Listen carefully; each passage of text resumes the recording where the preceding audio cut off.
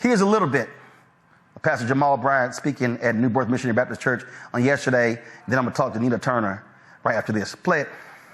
For the last 18 weeks, we've been boycotting Target.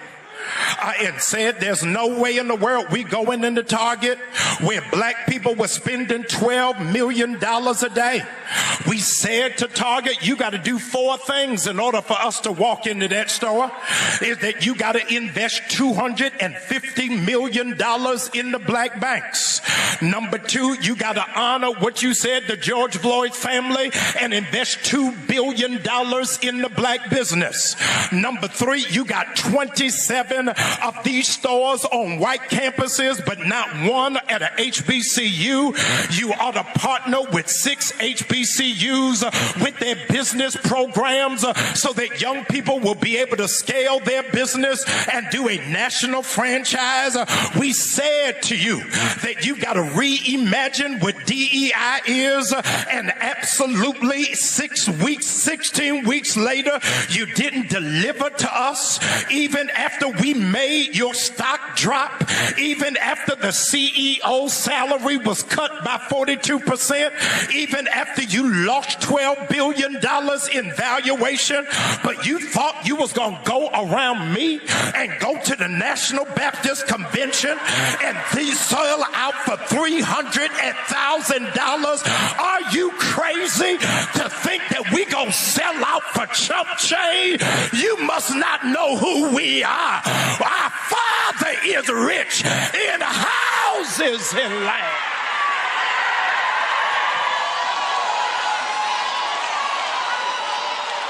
In 1961,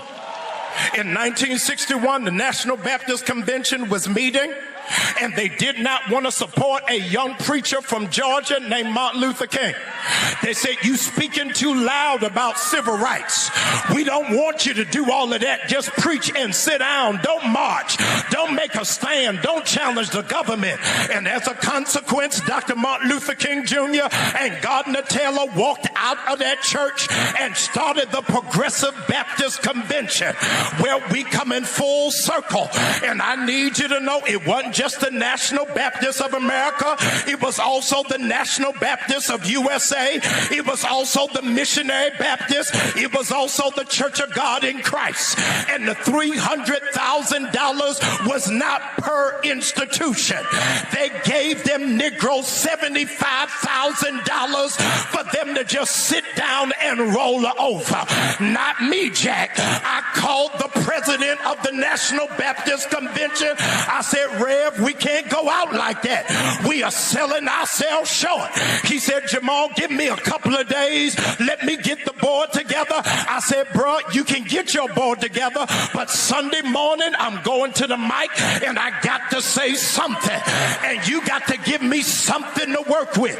He said, Pastor Bryant, give me a couple of days and I will do it. I said, you got 1 week to send me in writing that the Baptist Convention stands with the boycott, stands with the oppressed, stands with the marginalized, stands with the nameless and faceless people who are on the front line. $75,000.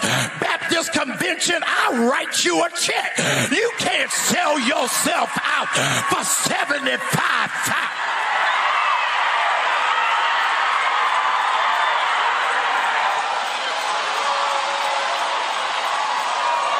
Something has got to break.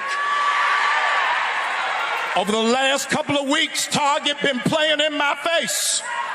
Been hiring internet influencers to go online, rappers and artists and athletes to play and to broadcast outside of Target and in Target, thinking we ain't gonna say nothing. But you ain't got to talk directly to me. All you got to do is watch the rerun of The Color Purple. Until you do right by me, nothing you do is gonna work. We will break Target, we will break Dollar General, and we will break any company that doesn't honor our dignity while they trying to take our dollar. The devil is a lie. Something gotta break.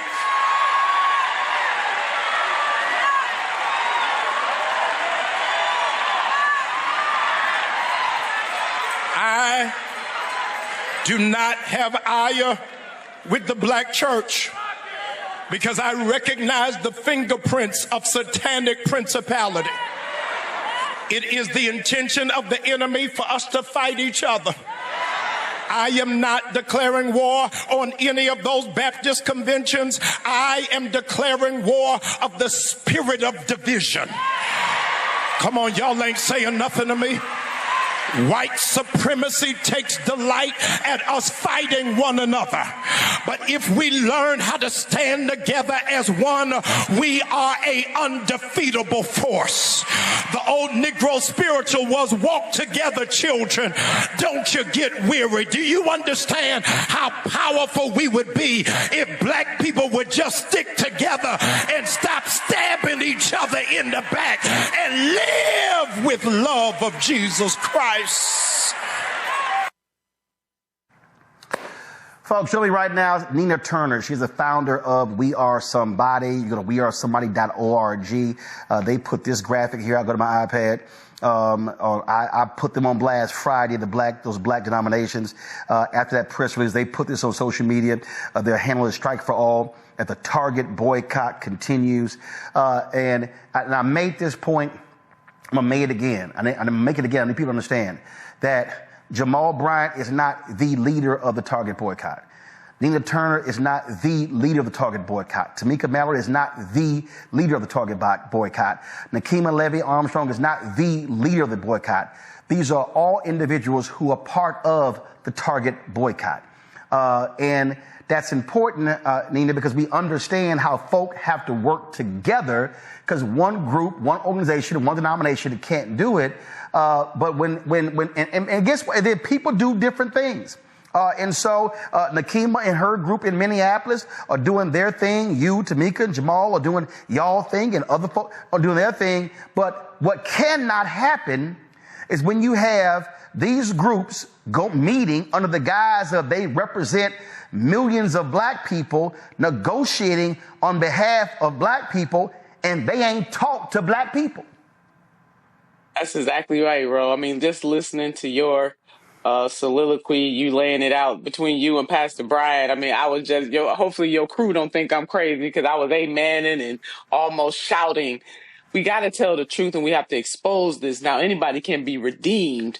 And I am hoping that the National Baptist Convention USA and all the others who were involved in this will have a moment, an epiphany moment, and ask for that forgiveness. As you said, I mean, you all up in my notes. I feel the same way, that they should apologize to the black community, give that money back, and join forces with us so that we can be a greater and stronger force. Your point about this movement is much bigger than any one individual. Certainly the spark was led by certain individuals, but the movement itself wouldn't be as successful as it is in terms of what Reverend Dr. Jamal Bryant enumerated in terms of the CEO cuts, the traffic cuts, the stock, all of that. That is because millions of people in this country, sparked by black people, have decided that they are not going to go to Target. And so this is a grassroots bubbling up all across this country. Yeah, and the thing here is that people have to, again, understand no boycott is successful without the people. None. Right. So you need the people. So if you make a move like the National Baptist Convention USA, like Kojic, like the Missionary Group of America, then you need the people, not one person, not a couple of folks negotiating. On what authority are you actually negotiating on behalf of the people? What offends me is the statement they put out talking about you got $300,000 and how you going to use that to help senior citizens, scholarships, and entrepreneurial programs, when the very boycott is about advocating for existing black-owned businesses. You don't need to go create an entrepreneurial program when there's one right now.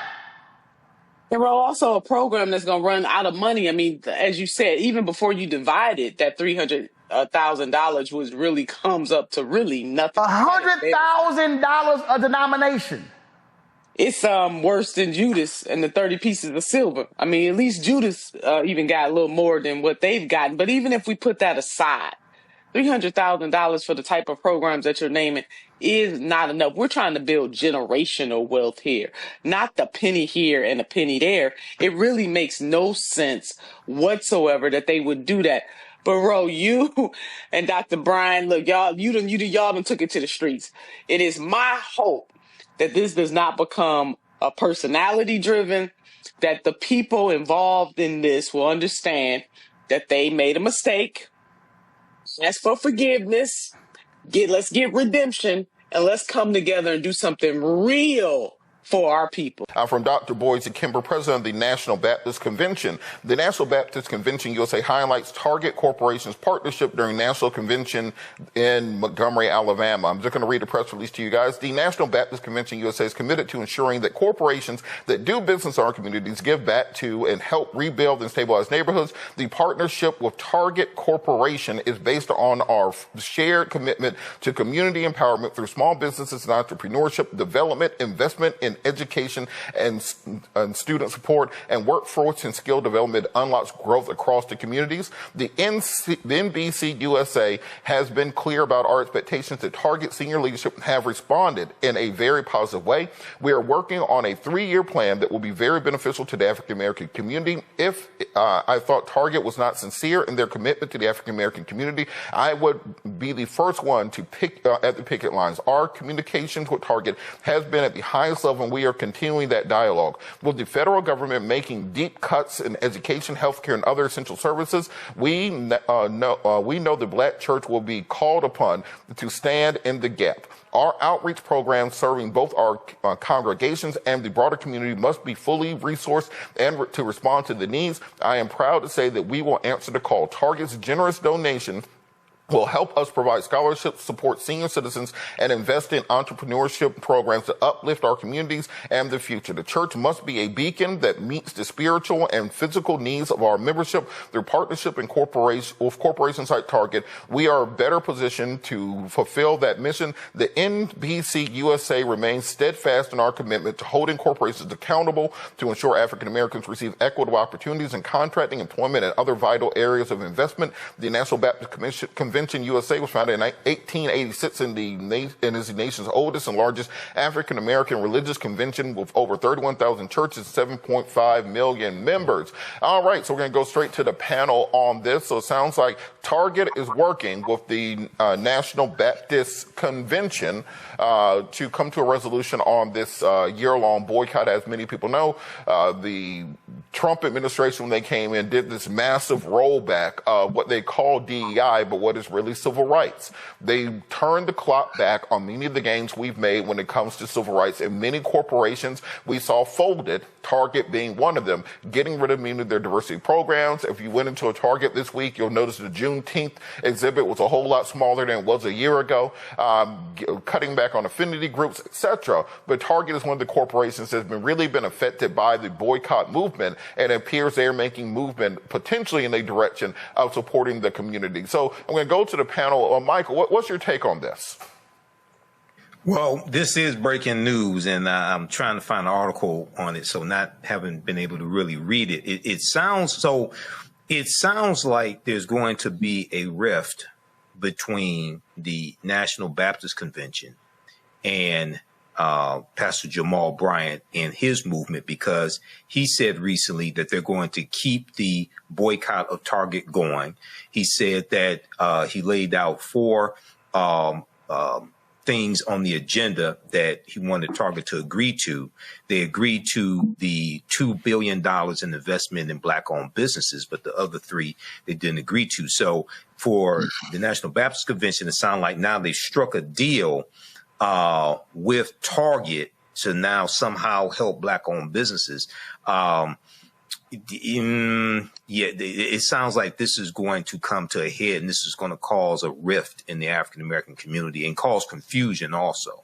And Zachary, on that point, I can already see this is breaking news. I read it in real time. I was reading it at the same time y'all were hearing it. But it sounds like we're going to be a lot of discussion on this, particularly in social media and online. What's your take on this? Everything that the devil stole, God is going to give it back to me and my community.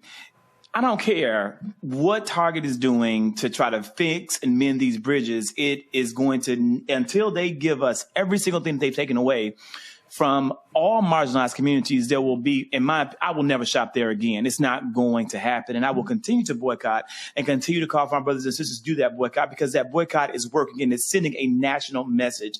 12.4 billion in market value decrease, 3% drop from quarter to quarter, 5.7 drop year over year earnings. The earning impact down 36% compared to the previous year. Stock performance has fallen nearly 30%. Leadership impact, their CEO having taken a 43% cut.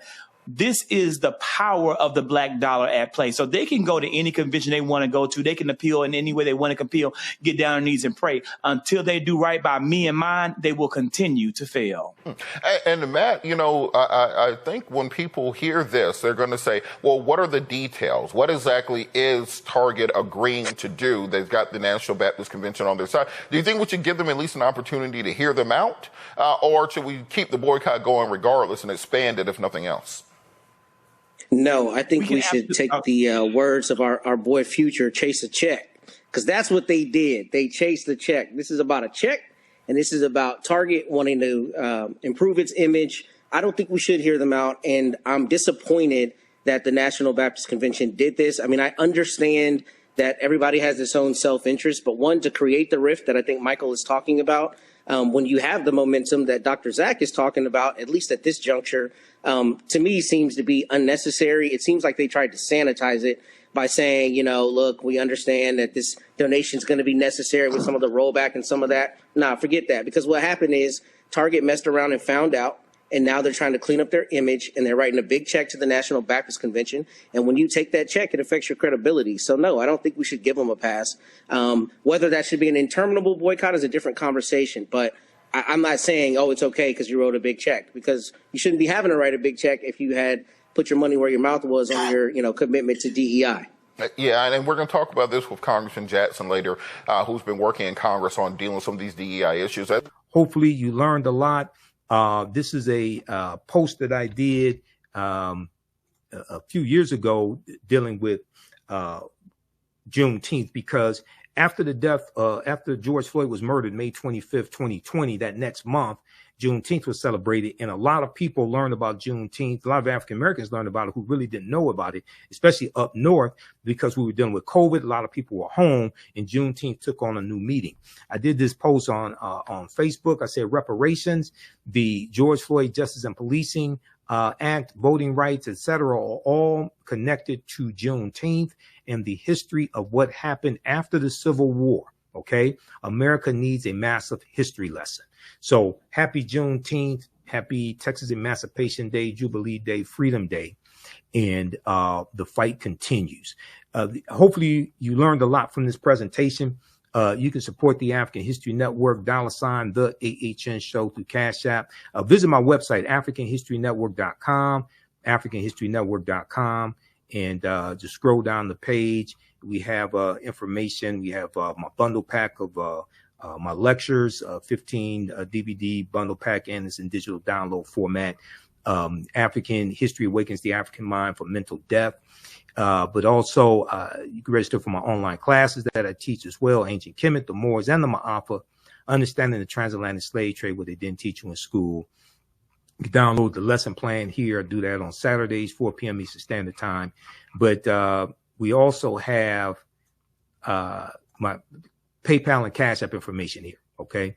So this helps us keep doing the research, stay on the air, keep broadcasting, and you can click on the link here. This is our Cash App account, $, the AHN show. It'll say Michael. It'll probably show my picture there. These other ones are fake African History Network Cash App accounts. They've been stealing money from us. I'm still trying to get them shut down. When you click on our link here, this is our QR code for Cash App as well. So you can scan that if you want to support us. We definitely need the support that helps us keep doing the research, stay on the air, keep broadcasting, etc. And then also for PayPal, paypal.me/the AHN show. All right. Well, look, we have to get out of here. Remember, at the African History Network, we focus on educating, empowering, and inspiring people of African descent throughout the diaspora and around the world, because right now it's corrects wrong behaviors. Not over till we win. Wakanda forever. We'll talk to you next time. Peace. Thanks for watching today. Thanks for the birthday wishes as well. Okay. I guess 54 years went by quickly, I guess. So I don't feel any different today. I've lost, 35 pounds in the last couple of years, so I can fit back into clothes I haven't been able to fit back into in years. I worked out this morning, so I'm staying in shape. Okay. All right.